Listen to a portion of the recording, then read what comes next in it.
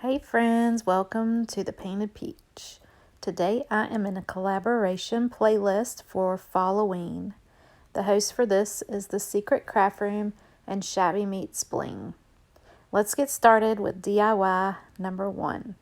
I found this pattern online and I downloaded it and I copied it over onto my wood and I cut it into sort of like a puzzle piece, and then I cut a background to go with it. I'm going to start off by using some stain to add to my background so it can be nice and dark. And this is just a really dark walnut stain, I believe. And I'm just going to do the whole background with this stain.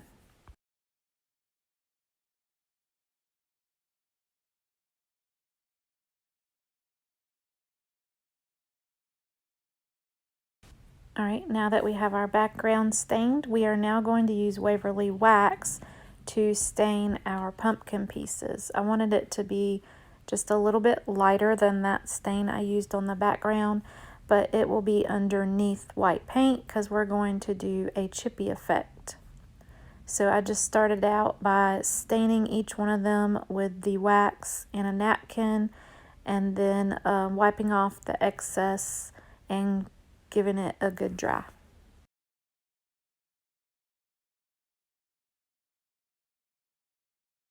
Alright, now that it's dry, I'm going to get out my chapstick. This is a Vaseline based chapstick, and I'm just going to go around the edges and a little bit in the middle, anywhere that I want some chippy to occur. So chippy is just where the bottom color shows through the top coat paint. I'm going to take some plaster paint from Waverly and cover the whole thing. I'm being really careful not to go over it too much and wipe off that Vaseline or smear it into the whole pumpkin. So I'm just going over it with light strokes and then giving it a good dry.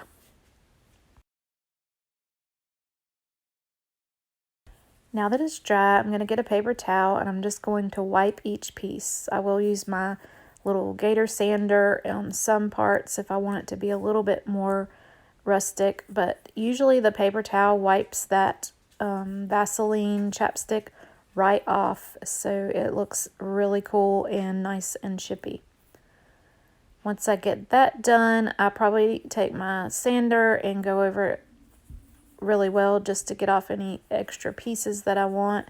And I'm using my paintbrush just to touch up some areas that where I drew my marks. I did it with a pink pen and it was still showing through, so I didn't want that pink showing. Now that I've got all my chippy going, I'm going to grab my background and my pumpkin stem, or perduncle. Is that what you guys call it? Anyways, I'm going to grab that and I'm going to make it a little bit lighter of a brown. That way it stands out on that background.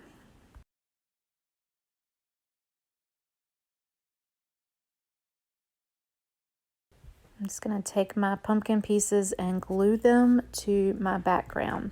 So I'm going to use some of the Dollar Tree wood glue. You can find it in the automotive section. And I am going to use that and hot glue to attach my little puzzle pieces onto the background.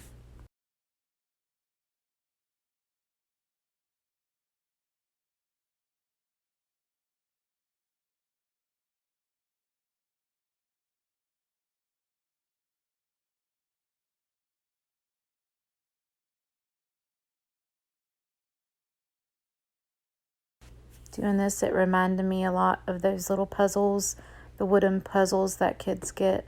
I used to love doing those with the kids.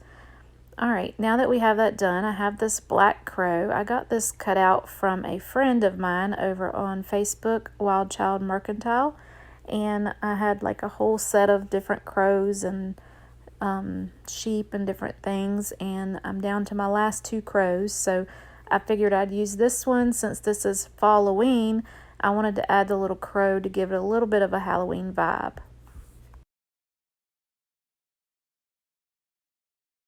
I'm also using wood glue and hot glue to attach the crow. Next, I have this wooden tag, and I'm going to use one of these Chalk Couture stencils, and I'm going to put Pumpkin Farm.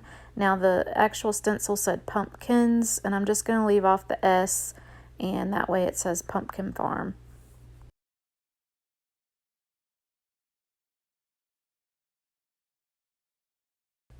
Just making sure it fits, and then I'm going to take my tag and I'm going to paint the whole thing with the same black that I used on the crow. And I'm going to try to do like a splatter effect on there, but for some reason my brushes were just not doing it. But I did get a little bit of a splatter going, and I also sanded the edges so that it looks a little bit more primitive, rustic looking, and I really like that look. So here's where I take out my tan paint and I try to do that splatter. I end up having to paint back over it, and I try again.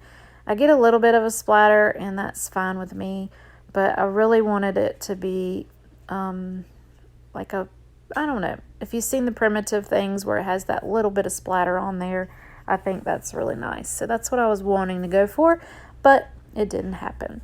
Anyways, now we're going to add our stencil for the Pumpkin Farm, and then we're using Chalk Couture saffron paste for that, and mine's almost gone. I'm really sad, but it's okay. We are going to use it till the last drop. And then I have that star up there at the top. We're going to paint that white, and then I'm going to go over it with that saffron, kind of like a splotchy effect, so that it looks like that primitive, rustic. I almost said primitive. Whew, words are hard. All right, so now we are doing the star, and then we are going to add it to our pumpkin. So here's where I decide to add the yellow onto the star, and that is that. I get a piece of coffee stained fabric that I had in my stash, and I add that to it to make it look like it's hanging from the pumpkin, but I just kind of glue it on there, and then we're going to add another piece for some, we're going to add raffia so that we can have like a little bow on there. Again, I'm just gluing it down. I just want it to look like it's hanging, not actually hanging. I'm adding a little piece of twine to also give that look of as if it was wrapped around the pumpkin stem or perduncle. I think that's what you guys are calling it. I know that's what it's called, but I call it a stem. And here is where I decide to add a little hanger on the back. I just make a little knot, and I get a piece of fabric and I glue it on top of it to hold it in place. You could make a hanger that you can see, but I wanted mine to not be visible, so I just stuck it on there. All right, and here is where I decide that I want to make myself a little bow. So I grab some raffia and I get it to the size I want it, and I just wrap some jute around there, tie it off, and cut the ends, crumple it up some, and attach it with some hot glue right into the center, and that is our little bow. All right, here's DIY number 2. I'm using this foam clay, and we are going to roll it out nice and flat. Now, keep in mind, I am not a professional clay worker, and the foam clay is really fun to work with and really cool and stuff, but I'm not perfect at it, so don't judge. I am going to roll it out flat, and then we are going to just cut a wiggly line around. Now, after doing this, I should have done this differently. I should have cut with scissors and all that good stuff and left it kind of wavy on there, but you know, this is my first go round with this, so I think it turned out cute anyway. I'm just pressing it down and kind of rolling some of the areas that have my fingerprints, and then I try to cut it, but it just wasn't working. It's already stuck to that pumpkin, so I just roll it back out and smooth it as much as I can. And if you haven't guessed, I'm trying to make a ghost on top of the pumpkin. So now I'm just rolling out some more clay, and we're going to cut out some ovals, and those are going to be our little eyes for our ghost. And I'm just going to find where I want them and stick them on there, And I'm being careful not to put too many fingerprints, but this clay really picks up fingerprints. So I am now going to take some black paint and paint right on to those eyes so that we can have our little ghosty eyes. You can paint on this clay while it is wet. You can paint on it while it's dry, whichever you prefer. I just like to get things done, so I don't have time for that stuff to dry right now. Now I am cutting out some little pieces to make some petals. I'm going to make a flower for our little ghost to hold. And now I am making some little arms and applying them to the ghost so that she can hold her flower. And then I'll go back to making my little petals.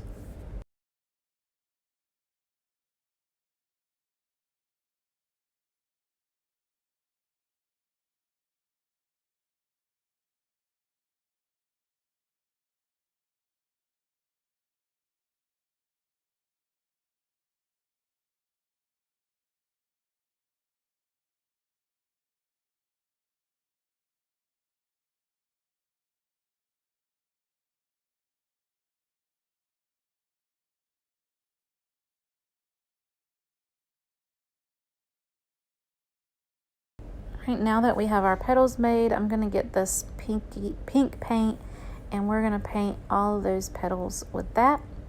And then we are going to create a little ball to go right in the center.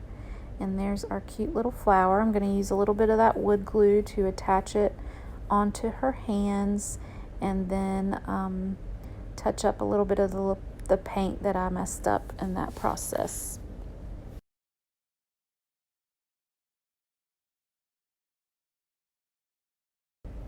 Alright, now I am rolling out some more of this clay, and we are going to dab it into that paint and mix and just keep dabbing it into that paint until I get it the color that I want. And then once I get it to the pink that I want, I am going to roll it out and I'm going to make her a cute little bow for her head. I decided to do this because there was a spot on her head that I just wasn't liking, and I felt like she needed a bow up there because, I mean, she's holding a flower. Why not be a little cute girl with a bow, right?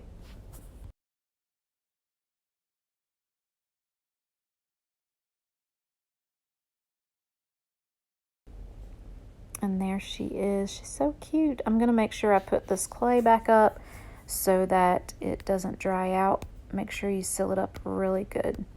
I'll give her a little dry and then make sure I have some little spots smoothed out that I got my fingerprints in, and then I got some touch-up areas, all that good stuff. And let's move on to DIY number 3. I found this cat print on Pinterest. It was like a free little clip art thing, so I just downloaded it and printed it on some cardstock. I'm going to triple up my cardstock so it can be nice and thick and sturdy, because we're going to cut it out and attach it to our bingo card. Speaking of the bingo card, it was blue, and I just used this pen and I went over everything and turned it black. Alright, I'm going to give that a good dry, and we're going to cut it out, and then I'm going to get my good scissors and we are going to fussy cut this. While I fussy cut, I just want to remind you again that this is the Fall-O-Ween playlist, so go check out that playlist. It is in my description, and the hosts are tagged in there as well. Go check their pages out. Now I'm just taking the 31 off of this other bingo card and putting it on this one because I realized it didn't have 31 on there. So I wanted that to be on this bingo card. So I just glued it right on top of the other number. Now I'm just taking some different ribbons and trying to figure out what I want to do next. And sadly, when I do the next step, my camera stopped working. I do take some Distress Oxide here and go around the cat where it looks like it needs to be dingied up a bit, and all the way around the card, and give it that rustic look. And here I'm just fiddling and trying to figure out exactly what I want to do. This is the ribbon I end up using, the little polka dotted one, and I'll be using these tickets right here. I also have a little candle holder in the center of it so that it can hold my card up. Now I'm trying to decide exactly how I want my card to hold up. So I have these little doll pins, and I decided I don't want to use that because it covers up some of my numbers. Then I tried to use a clothespin. I tried different things, but in the end I don't use those.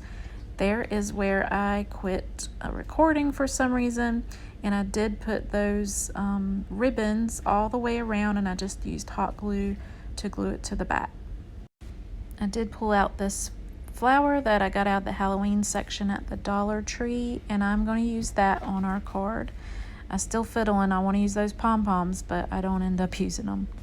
I decided that I want to use some black twine around the edges of my bingo card just for another layer of cuteness. I think all the different layers make it look more of a 3D kind of thing, and so that's what I was trying to achieve here. So I just go all the way around with the hot glue, and I glue that twine, and I go behind the cat too to make it look as if it goes all the way around.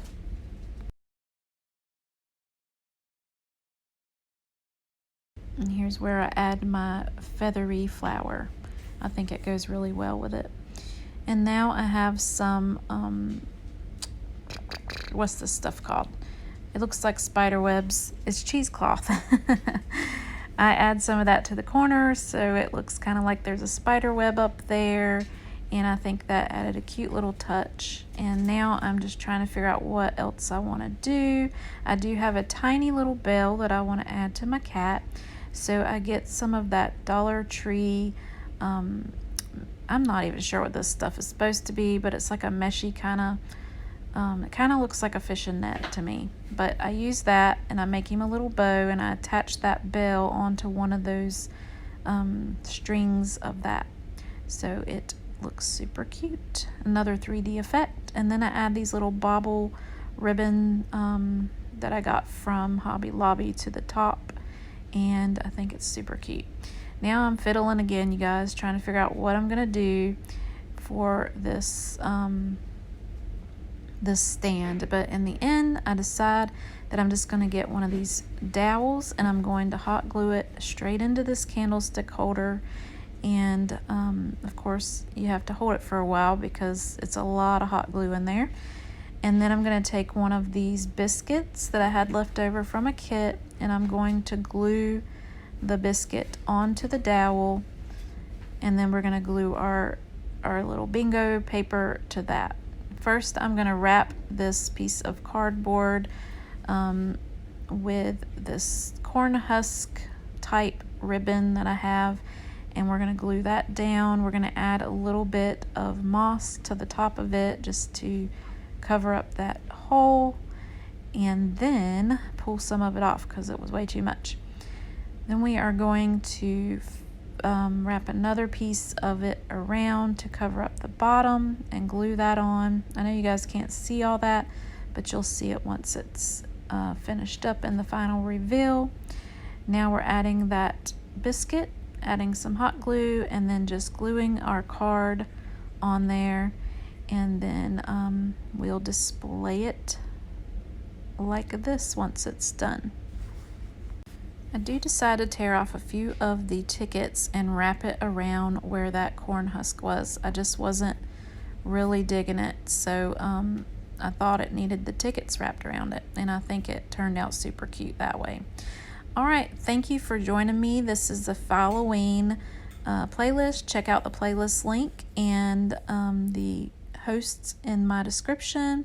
And if you can, subscribe, like, and share. That helps me out a lot. Here is the final reveal, and this is our vintage bingo cat display, and I think it turned out adorable. I just love it. I hope you love it too. Here is our pumpkin farm crow rustic primitive hanging sign. Whew, that was a lot, and that was a lot of fun too. I hope you enjoyed watching that. And then here is our sweet little ghosty pumpkin girl. I think she is adorable. Do me a favor, let me know in the comments which of my projects was your favorite, and I will see you guys next time. And until then, stay peachy.